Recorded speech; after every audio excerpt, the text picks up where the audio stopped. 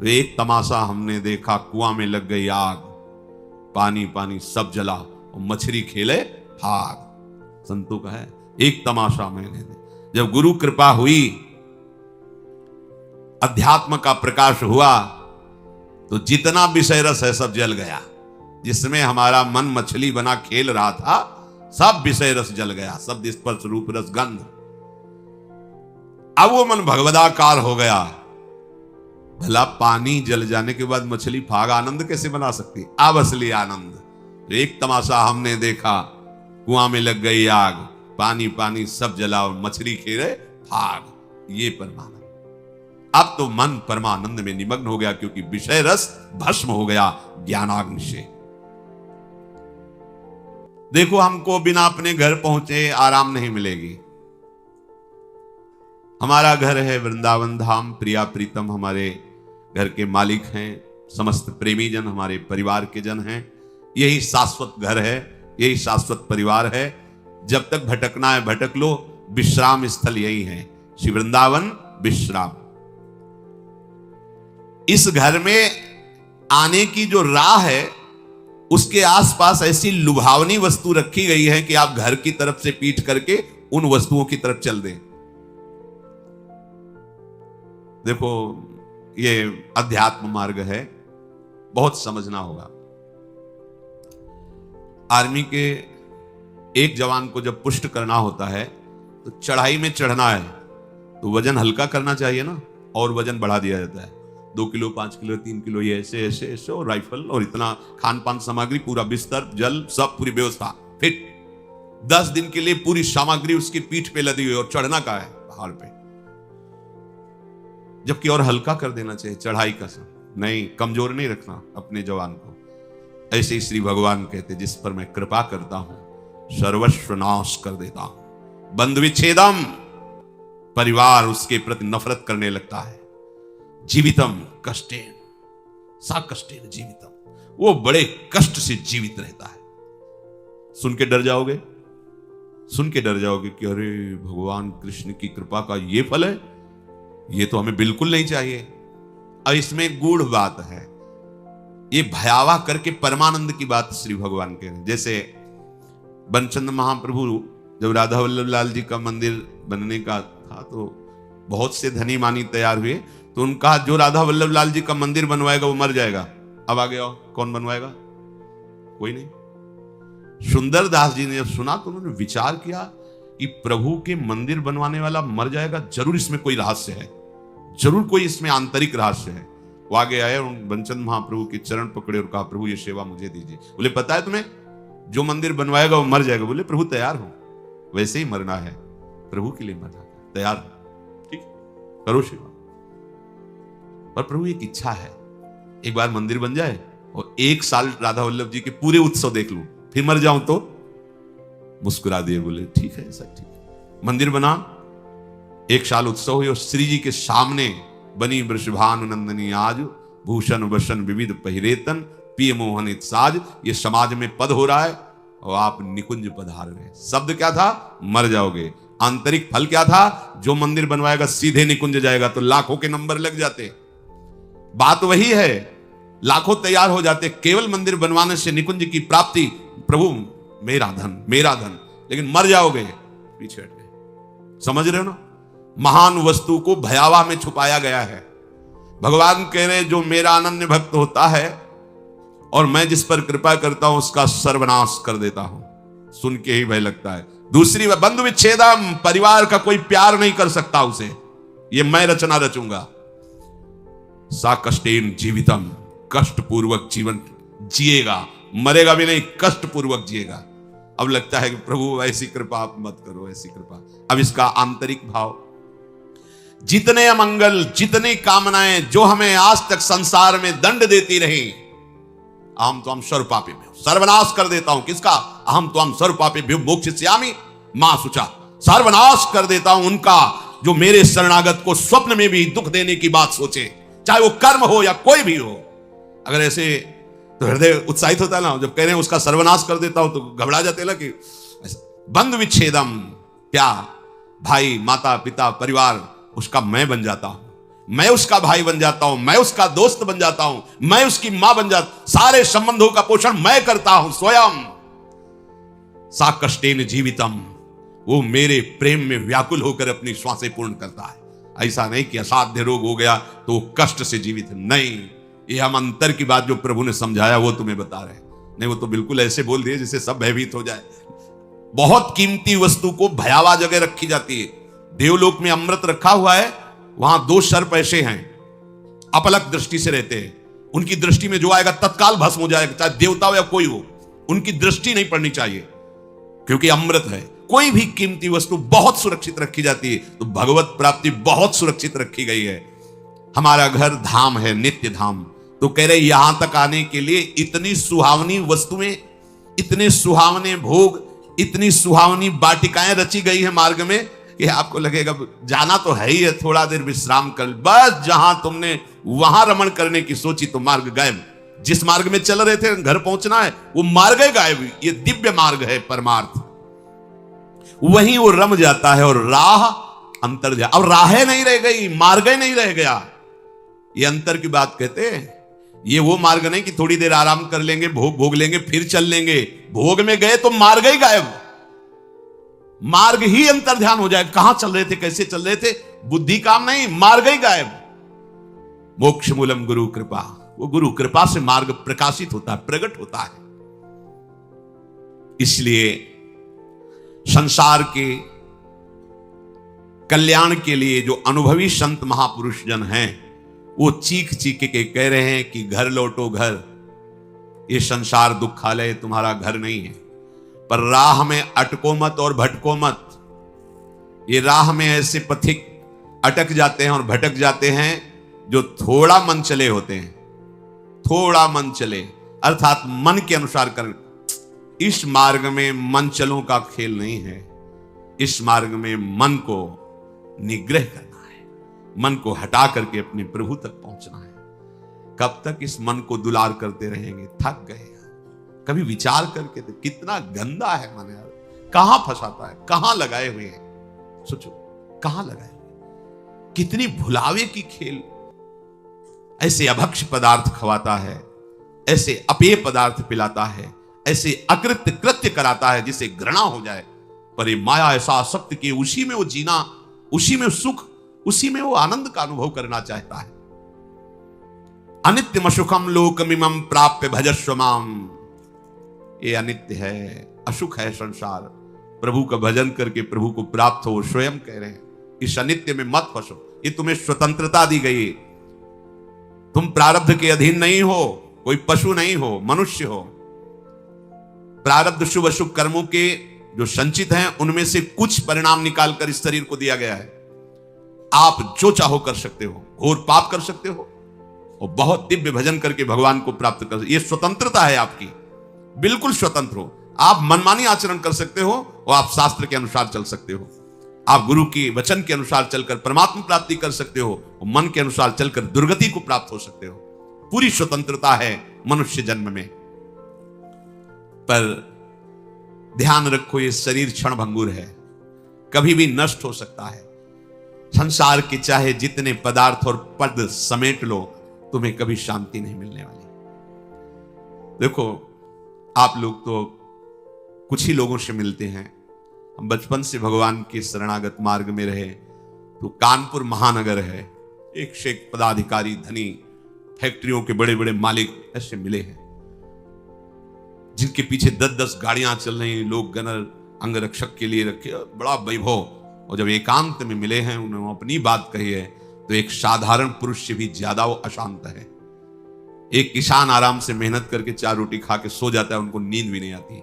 ऐसे परिवार में कल है, वैभव इतना है, ऐसे परिवार के आचरण को देख देख के जल रहा है, अशांत हो रहा है। क्यों? फिर सिद्धांत गलत हो जाएगा।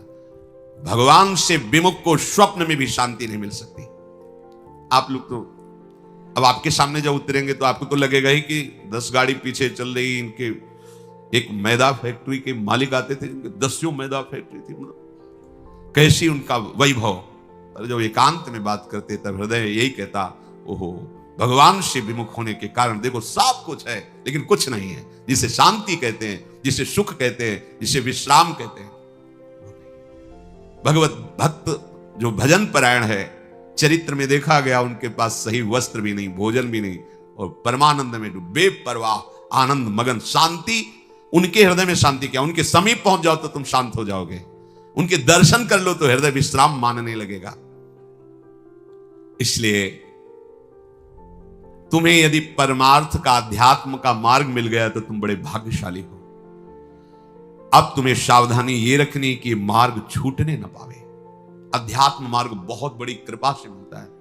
ये हम लोग अज्ञानी हैं, पाए रतन चिन्ह्यो नहीं, दीन्हो करते डाल। ये माया श्री कृष्ण की मोहे सब संसार। दुख के समुद्र से निकलने का अवसर मिल गया है, सावधान हो जाओ।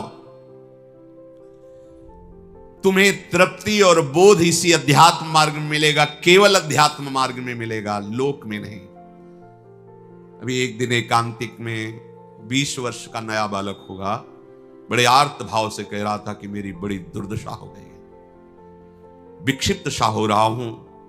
मैंने ऐसी अपवित्र हस्तक्रिया की जिससे अपने ब्रह्मचर्य को नष्ट किया। आज हमारा जीवन ऐसा खोखला हो गया कि अंदर से अशांत, हर समय में बहुत कष्ट में रहता हूं, बहुत परेशान हूं, अब क्या करूं। सोचो, अभी 20 वर्ष की अवस्था, अभी तो यौवन का रंग आने वाला है और वो अपने आप को इस स्थिति में ले गया, अब क्या होगा। बस किस हेतु से गया वो ऐसी स्थिति में। एक जनेंद्री ने फंसा लिया कि इसके घर्षण में सुख है, स्थिति क्या हुई, पूरे जीवन की नींव नष्ट कर दी। सुख का और तृप्ति का एकमात्र उपाय अध्यात्म है। देखो, पूर्व इतिहास में, शास्त्रों में पाया गया, चाहे राजा का राजकुमार हो या किसी गरीब का लड़का हो, दोनों गुरुकुल में एक समान रहते थे। गुरुकुल में 20 वर्ष 25 वर्ष तक शास्त्र शिक्षा, ब्रह्मचर्य, संयम, नियम, फिर अपने अपने अधिकारानुसार गृहस्थ धर्म या विरक्त धर्म का अनुसरण। तो गृहस्थ में भी रहते हुए महात्मा ही रहते थे, क्योंकि उनकी नींव बन गई है।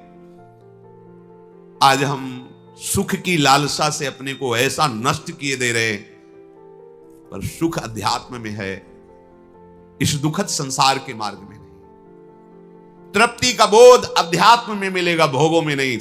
खुल के समझ लीजिए। नए नए बच्चे हैं, सर्च करते हैं तो उनको ऐसे सूत्र हमें दिखाए। जब ब्रह्मचर्य के विषय में चर्चा हुई थी तब वो साइड में ये लोग पढ़े लिखे दिखाए कि देखो ये क्या बोल रहे हैं। वो बोल रहे हैं जब तुम्हें कोई फ्रस्ट्रेशन दो क्या आवे तब आप ऐसा कर लो, बड़ी शांति मिलेगी और आपका खून बढ़ेगा।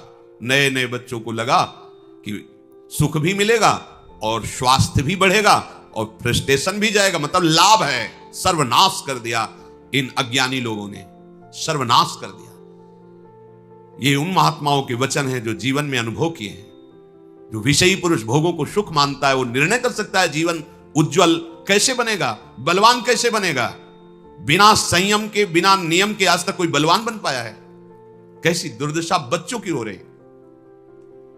छोटे छोटे बच्चे जिनका भविष्य उज्जवल होना है, तेजस्वी होना है, जो हमारे देश के काम आवे, जो हमारे समाज के काम आवे, वो अपने शरीर के ऐसी दुर्दशा कर ली कि वो खुद जीने के लिए परेशान है। तुम्हारे समझ में नहीं है तो हमारे पास आते हैं तो बताते हैं नई नई अवस्था की क्या हुआ। सुख की खोज गलत जगह, अध्यात्म में सुख है।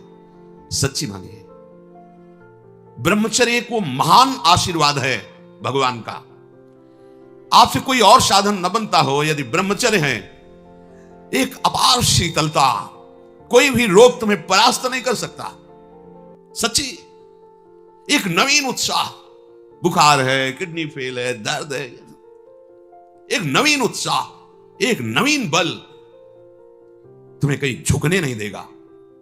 सोचो, जिसके निकलने में तुम सुखानुभव करते हो उसको रोकने में कितना महान सुख होगा।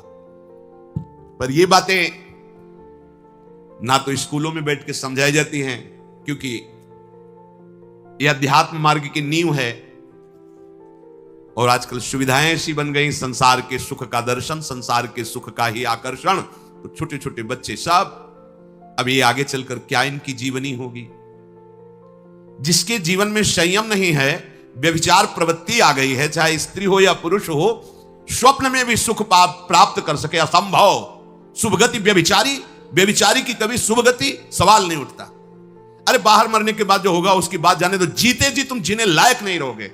यदि ब्रह्मचर्य के साथ खिलवाड़ करोगे तो जीने लायक नहीं रहोगे। देख लो परिणाम आत्मवंचित करने वाला होता है। मान जाओ, मान जाओ, ये खिलवाड़ बंद करो। गृहस्थ धर्म में शास्त्र आदेश है संतानोत्पत्ति के लिए। बार बार हम प्रार्थना करते हैं, यदि आप कुछ वर्ष ब्रह्मचर्य रहकर नाम जप करें, फिर संतानोत्पत्ति की सेवा भगवान की सृष्टि वर्धक, तो आप देखेंगे आपका पुत्र तेजस्वी, बलवान, बुद्धिमान, धर्म का पालन करने वाला। जब आप ही बेविचारी हैं तो आपकी संतान क्या होगी? आप ही धर्म भ्रष्ट हैं, आप क्या प्रकट करेंगे? जहां मां की महिमा का वर्णन किया जाता है, पहला पद इस सृष्टि में सबसे बड़ा मां का है। एक सन्यासी भी जब मां को देखता है तो दंड सहित साष्टांग दंडवत करता है। पिता उसको साष्टांग दंडवत करता है, लेकिन मां को वो साष्टांग दंडवत। मां के सामने कोई दूसरा पद नहीं, सबसे पहला पद। जब हमारे पवित्र आचरण नहीं होंगे तो हम क्या अपने बच्चों को शिक्षा दे देंगे? क्या उनको आगे बढ़ाएंगे? अध्यात्म का परिचय ही नहीं तो हम क्या बताएंगे? भोगों में तृप्ति आज तक किसी को नहीं मिली, यही भगवत प्राप्ति में सबसे बड़ी बाधा है। ज्यों ज्यों तुम भोग भोगोगे वैसे ही वैसे भोग आसक्ति बढ़ती चली जाएगी। इसलिए संतों का अनुभव मान लो, विषयान विषवत त्यज्य, भोगों से डरो जैसे विष से डरा जाता है। देखो अज्ञान की वृत्ति, जैसे अपने लोग संत वेश में हैं, भगवत मार्ग के पथिक हैं, हमारे सामने मदिरा की बोतल रखी जाए तो कैसा? जानते नहीं मैं साधु हूं। और अगर भोग की बात हो तो कैसा? उत्तर अपने आप से ले लो, दूसरे के उत्तर देने की जरूरत नहीं। हमारे सामने मांस रखे तो कैसा? एकदम बिगड़ जाएंगे। त्याज्य घृणित वस्तु आसुरी भाव की हमारे सामने रखते हो। और अगर भोगों की बात आए तो क्या वैसे ही हमारे अंदर बात आती है? त्याज्य विषय को हमारे सामने चर्चा, अलम विषय वार्तया नरक कोटि बीभत्सया, कैसा होता है? क्या हमारे सामने जो त्याज्य वस्तुएं आती हैं हम कभी उनको पाने की इच्छा भी करेंगे क्या? विष के समान हम मदिरा को देखेंगे, मांस को देखेंगे तो उसी कोटि का है हमारे लिए वो भाव विषय भोगों का। उसको तो हम अलग करके देखते हैं, नहीं ये कैसे हम पी सकते हैं, कैसे दे? और वो बड़े शौक से हमारा मन राजी हो जाता है, नहीं ये भुलावा है, सावधान, एक ही कोटि है, एक ही लाइन में रखा गया है। यदि परमार्थ अध्यात्म के पथिक हो तो ऐसा नहीं। भोगों को संतों ने कहा यदि अध्यात्म मार्ग में चलना है तो विषयान विषवत त्यज्य।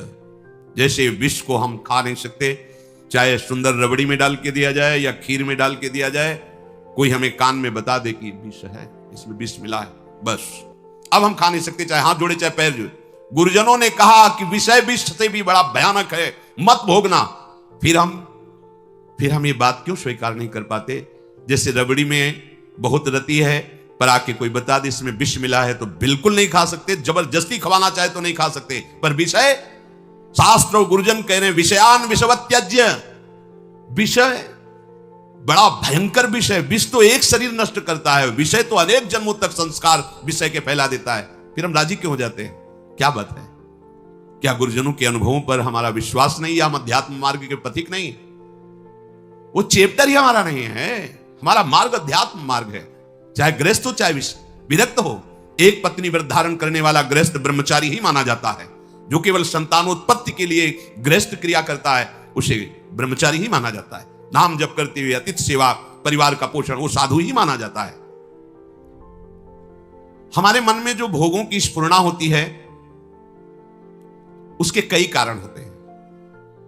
एक तो होता है संचित पाप राशि जो पूर्व में जमा है, प्रायः इसी से भोग स्फुरणाएं होती है। दूसरा संग से होती है। आपकी पाप राशि से स्फुरणा ना हुई तो कोई भोगी पुरुष ऐसा मिला, परमाणु होते हैं। पूज्य श्रीधर बाबा की कुटिया में जब जाते थे, आप सच्ची मानिए, घुसते ही ऐसा लगता जैसे मशीन फिट कर दी गई हो। मंत्र एकदम रफ्तार से चल पड़ता। और जे 8 बजे रात्रि के जाते थे चरण चापने, जे ही उनके चरणों को स्पर्श करते ऐसा लगता हम किसी दिव्य भावलोक में बैठे। क्यों? उनके परमाणु। नाम जापक संत, रात दिन नाम जापक। ऐसे परमाणु उनकी हर वस्तु में, कोई भी वस्तु उनकी छुओ के एक दिव्यता थी उसमें। ऐसे ही जैसे वो रात दिन भजन में लगे तो उनकी हर वस्तु में परमाणु, ऐसे ही रात दिन जो भोगों में लगे उनकी हर वस्तु में भोग के परमाणु हैं। सावधान, उनके आसन पर बैठना, उनकी थाल में पाना, उनका स्पर्श होना, उनका संभाषण होना, उनसे मित्रता करके उनका चिंतन करना, ये भोगों को बढ़ावा देना होगा। इसी को विपरीत देखो संतों के प्रति, उनके समीप बैठना, उनका जूठन पाना, उनको देखना, उनसे संभाषण करना, भजन का बढ़ावा होगा। देख लेना,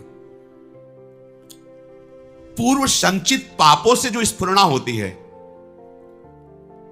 उससे बहुत सहजता में बचा जा सकता है, लेकिन प्रगट कुसंग से जो स्फुरणा होती है इससे बचना बड़ा कठिन होता है। पूर्व पापों से स्फुरणा सबके हृदय में होती है जब तक भगवत साक्षात्कार नहीं हो जाता। वो बार बार आकर्षित करता रहता है संसार का राग। और अगर कहीं कुसंग मिल जाए फिर क्या कहना, फिर तो जो स्फुरणा थी संकल्प बनेगा, संकल्प क्रिया बन जाएगी, क्रिया होते ही अध्यात्म अंतर्ध्यान हो जाएगा, अध्यात्म मार्ग ही नहीं रहेगा। इसलिए कर्म राशि की तो तुम चिंता मत करो, उसे तो भस्म करने के लिए शरणागति समर्थ है, लेकिन कुसंग से बचने के लिए तुम्हारे ऊपर पूरा भार है। कुसंग से तुम बचो। बरुहलबास नरक करताता, दुष्ट संग जनि दे विधाता।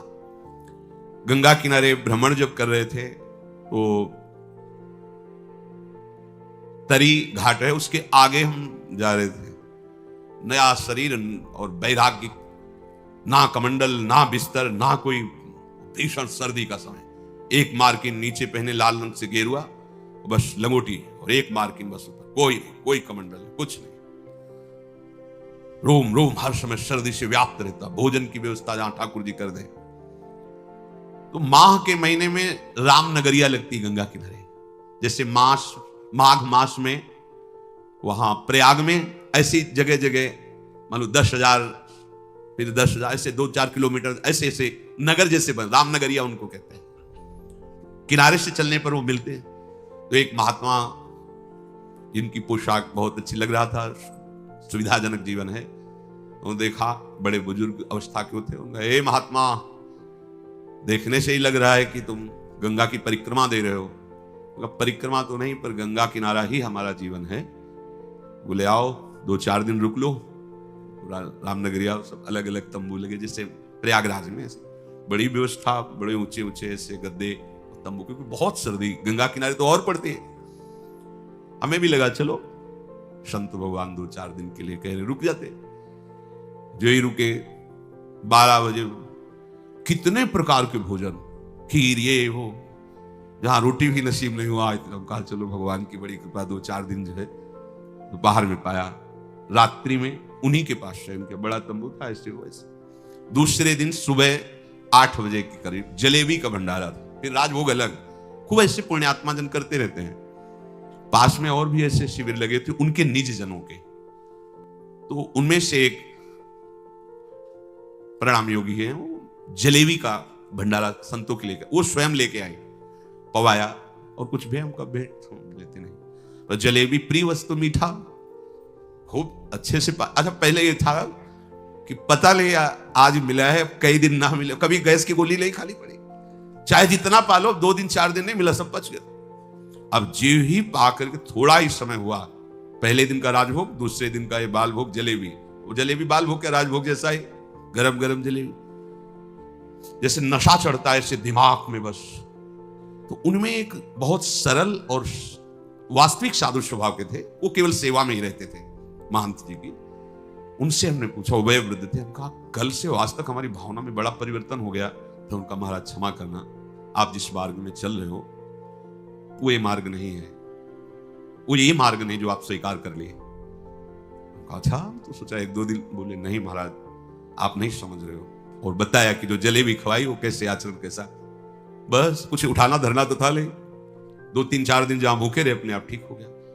अन्न का कुसंग, व्यक्ति का कुसंग, ये परमार्थ की राह को भटका देता। उपासक को सदैव ये देखना चाहिए कि मेरे मन की स्फुरणा कहां है, प्रियालाल के प्रति है, भोगों के प्रति। यदि भोगों के प्रति हो रही तो त्रुटि कहां है।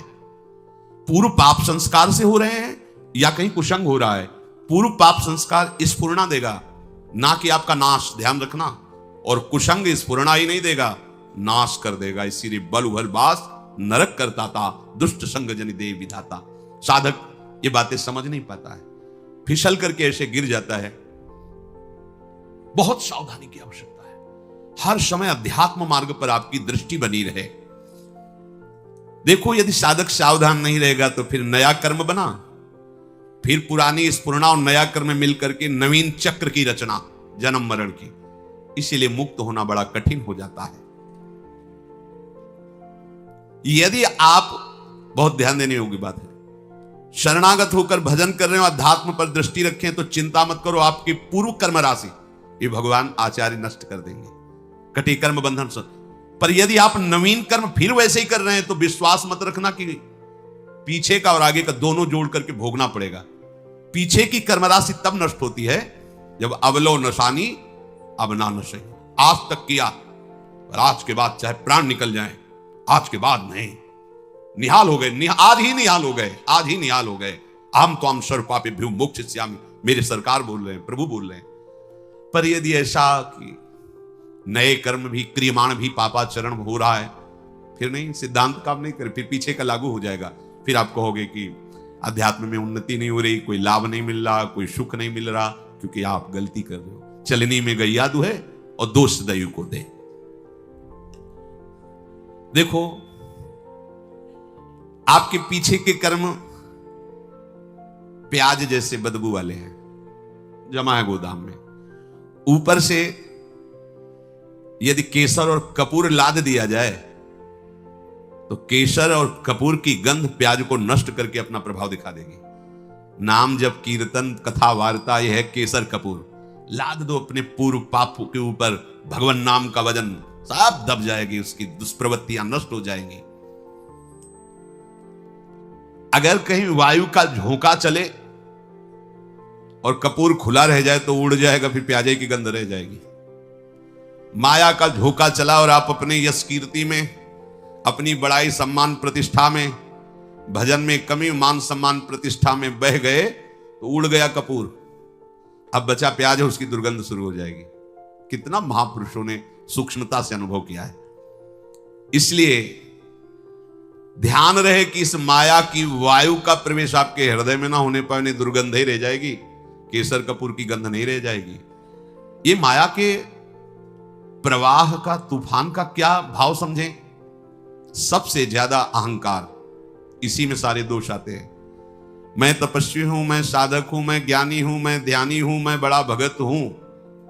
इस तरह की अगर अध्यात्म मार्ग में कहीं भी कोई भी वृत्ति है तो वो आपकी दुर्वासना जो दबी हुई है उसको उठा लेंगे। मैं बहुत नीच अधम हूं, अगर ये कुछ साधन बन रहा है तो श्री जी की कृपा से बन रहा है, गुरु जी की कृपा से बन रहा है दुर्गंध वाली बातें, पर ऊपर कपूर और केसर है, उसकी दुर्गंध आपके हृदय को परास्त नहीं कर पाएगी।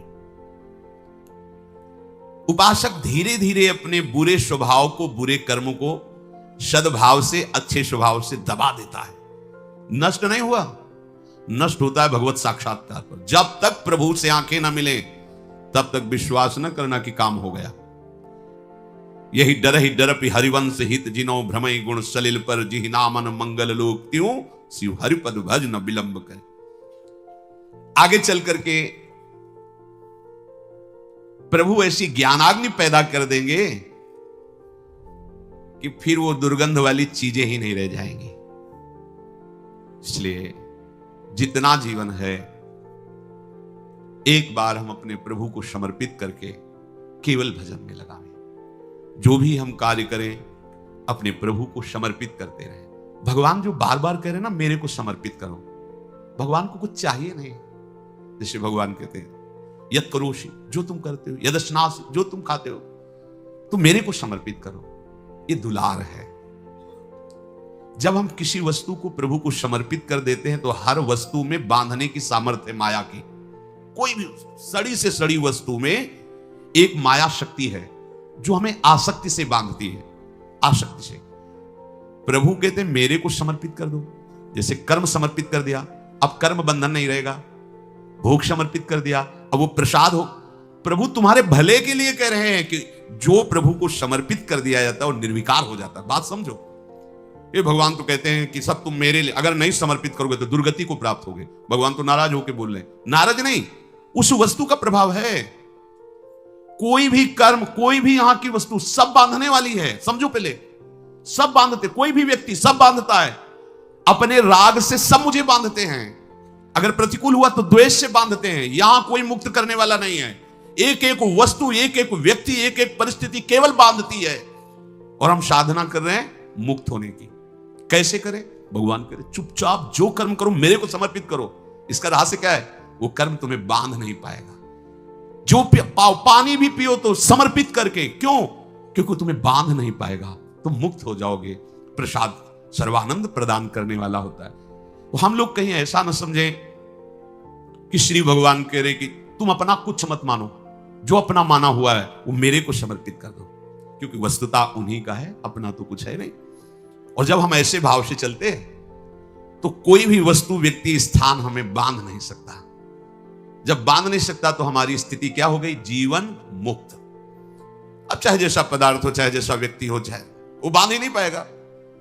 जब प्रभु को समर्पित जीवन हो गया, अब तुम्हारा जीवन जीवन मुक्त हो गया। इसीलिए भगवान बार बार कहते हैं अहम सर्वभव यज्ञ भोक्ता। मैं यज्ञों का भोक्ता हूं, समझ तू, मैं ही भोक्ता हूं। जैसे आप प्रसाद पा रहे हो, तो जब हम प्रसाद पाते हैं ना, तो पहले श्री जी को बाहर भोग लगाया, फिर हम एक एक कवल में अंदर लगाते हैं। हृदय रूपी सिंहासन में हमारे प्रियालाल विराजमान है और वो पा रहे हैं एक एक कवल। जो भी खाते पीते हैं, हृदय मंदिर में मेरे प्रियालाल विराजमान है, वो पा रहे हैं। ये मुख उनके पवाने के लिए, हम भोगता नहीं। वो वैसे भी सिद्धांत में भगवान कहते हैं भोक्ता तो मैं हूं। अहम वैश्वानरो प्राणी नाम देहमाश्रिता। वैश्वानर अग्नि के रूप में मैं समस्त प्राणियों के देह में विराजमान होकर उस अन्न को पचाता हूं। तो कौन पा रहा है? प्रभु पा रहे। हमारी सारी चेष्टा प्रभु के लिए हो जाए तो अभी जीवन मुक्त हो जाए। तो जो भी हम क्रियाएं कर रहे हैं, जो भी हम भोग लगा रहे हैं, तो क्या ऐसी गंदी क्रियाएं, ऐसी गंदी भोग वृत्ति हम प्रभु को अर्पित कर सकते हैं क्या? तो बचो। जो प्रभु को अर्पित नहीं कर सकते वो खाओ मत। जो प्रभु को अर्पित नहीं कर सकते वो क्रियाएं कैसे करोगे तुम? अरे जब सद क्रियाएं तुम्हें शुभ क्रियाएं ना बांध पावे, इसलिए वो कह रहे हैं समर्पित कर दो। तो असत क्रियाएं जो समर्पित नहीं होती हैं, उनसे तुम्हारी दुर्गति हो जाएगी। और ये जीवन केवल भगवत प्राप्ति के लिए है। इसलिए एक एक क्षण अपने प्रभु के चरणों में समर्पित करते हुए उनका सतत स्मरण करो। श्री राधा वल्लभ लाल की।